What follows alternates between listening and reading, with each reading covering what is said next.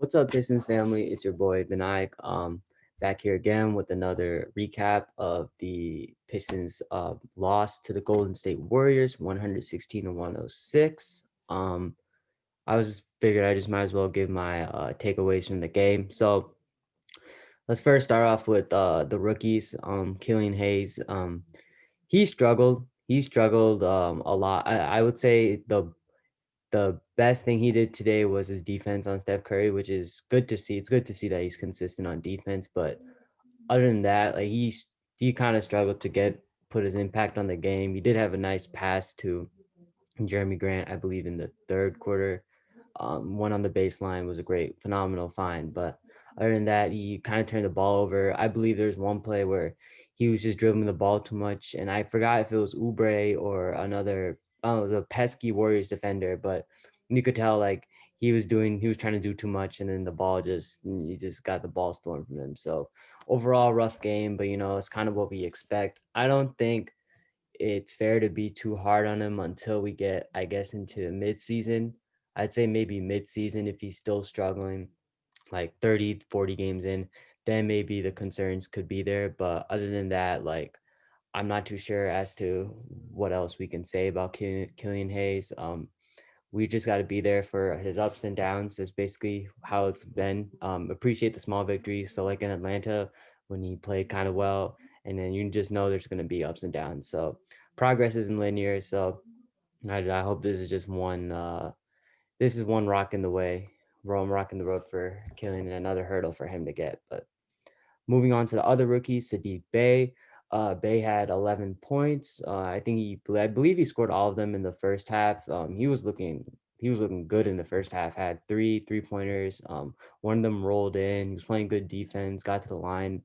Was kind of non-existent in the second half, but he only played 15 minutes, so it could be more due to coaching. I don't think he played enough in the second half, but like I said in my previous video, I think he's the most NBA ready prospect we have. He's probably lowest ceiling. He may have the lowest ceiling out of our three rookies, but he has the highest floor for sure. Um, he is definitely one of the most NBA ready rookies you'll see. I definitely think for him, if he manages to get in the starting role, and that's kind of dependent on Blake Griffin whether he plays or not. But if he manages to get in the starting role, then I think you just give him like 5 to 10 games, and he'll already look very comfortable. Other rookie Isaiah Stewart. Isaiah Stewart came in and brought in a lot of energy. He played phenomenal. He was doing all the thing. He was grabbing the ball, grabbed a rebound like this with just one hand, one up for it, one put it right back up. I can see why the appeal from Weaver to pick him at 16. Not necessarily maybe his talent. Maybe there's other more talented players, but you can tell he has a drive and work ethic is unmatched, and you can tell his energy is just you can see it on the floor. I mean, I don't think the Pistons have had like I mean, we've had players like Bruce Brown and Kentavious Caldwell Pope, I guess, sort of high energy, but I don't think you've seen a player like Isaiah Wallace, who's first one back down on defense, first one back up on when they're on offense. It's crazy how much energy he brings to the team. But yeah, looking forward for him. I One thing for me I want to see from him is for him to develop that mid-range shot. I believe he took a shot. He took a mid-range shot and he missed it. But I want to see him take more of those. I mean, if that's something he can put in his game, or if that's something he has in his game, then watch out. He's going to be a phenomenal player in that case. So now we're done with the rookies. Let's talk about Blake Griffin and also Killian Hayes because both players were injured. Blake Griffin got knocked out by James Wiseman, I believe, and he was in concussion protocol.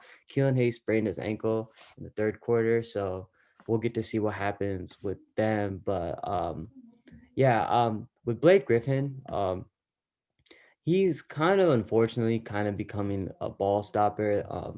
You can like obviously tell he's not the player that he was in the 2018-19 season for the Pistons, where he kind of put the team on his back. He kind of like Matt Stafford, he broke his back, broke his back to put the team on his back.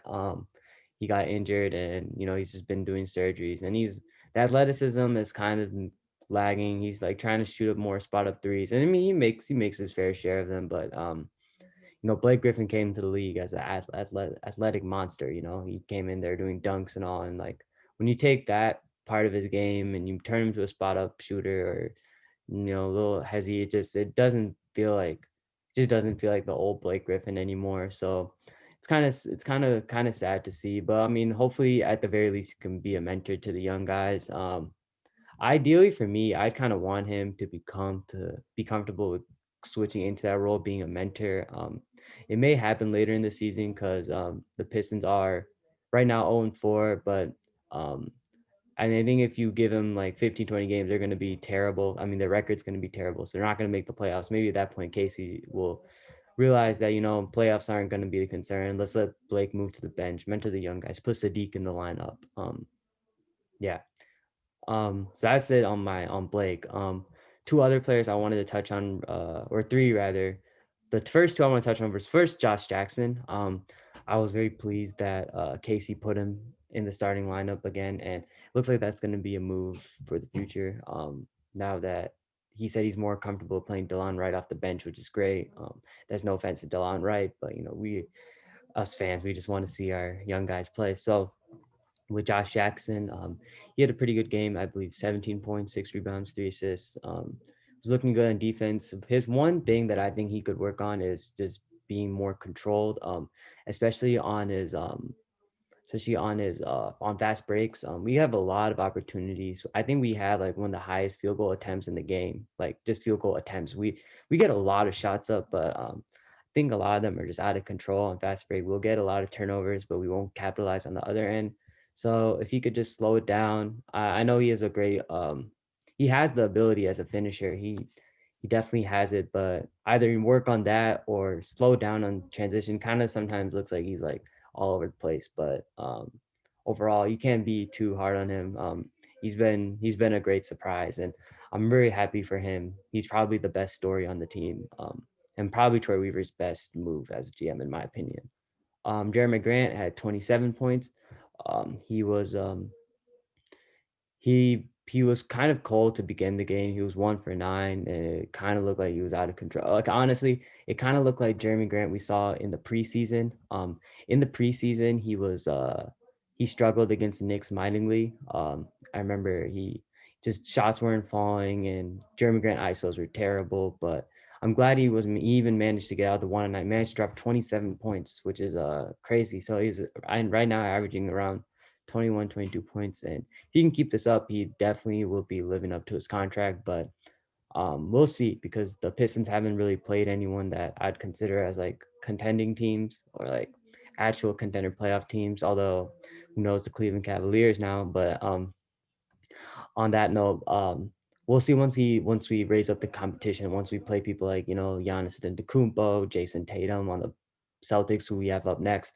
We'll see if he can keep this up, and if he can, I mean that's great. But yeah, no, I'm definitely looking forward to seeing Jeremy Grant play more. His defense has been really good. I applaud him for his defense. The calls aren't going his way. The refs still are kind of unfair to Jeremy Grant. I feel like they're not giving him the respect he deserves. But at first in the preseason, I wasn't a fan of him, but he's kind of grown on me. He's become a very solid player.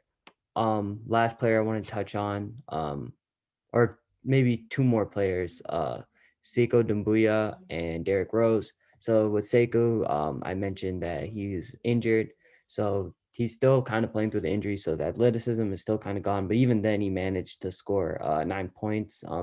Had a nice 3-pointer, was kind of basket, shot free throws pretty well. And that's good for him just to be consistent from the charity stripe. I know last year, I think for everyone last year, I mean, Pistons were just not a good free throw shooting team, but it's good to see him get better. I'm impressed to see him improve as a shooter. Like I want to see him honestly shoot more and become a shooter because if he adds that to his game with his raw abilities, he has the highest ceiling I think out of any young guy we have. He's someone who I'm still very high on, and I think like if put in the right position and he can do some things. It's kind of unseen. It's kind of a kind of thing. We have like so many young guys that have so much potential.